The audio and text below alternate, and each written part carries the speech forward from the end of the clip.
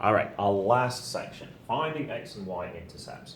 Not sure how easy it's going to be to see these graphs. I'll try and zoom in a little bit. We'll see if that makes a difference, and we'll try scrolling around a little bit. All right, let's try that. So we have to find the x and y intercepts. So in other words, where do they cross the x-axis? 1, 2, 3, 4. On the y-axis, you can see that you go down 2, so that would just be -2. So these are fairly easy to do. These are just really counting squares here. So this one I can see is 1 square across. This one I can see is 2 up from the origin. If I scroll across to the last picture, our horizontal line, actually this doesn't go through the x-axis at all. This only goes through the y-axis. So for the x-intercept, I can say there's none. And for the y-intercept, it goes through 1 and 2. So 2. So fairly quick to do.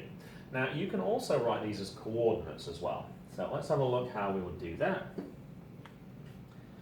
me just scroll up a little bit. Now on this one, I can see there's an x-intercept of 2. So where the x-coordinate is, I fill in 2. And then the y-coordinate is just 0. Now there is no y-intercept for this one, never goes through the y-axis, so I can just put none for this one. All right, this one here, it goes through the x-axis at 0, and actually it goes through the y-axis at 0. So the x-coordinate was 0, and actually the y-coordinate was 0 as well. And then for all intercepts, the other coordinate is guaranteed to be 0. Of course, you should recognize that coordinate there, the origin, as 0, 0 anyway, but that's a second way you can check that answer.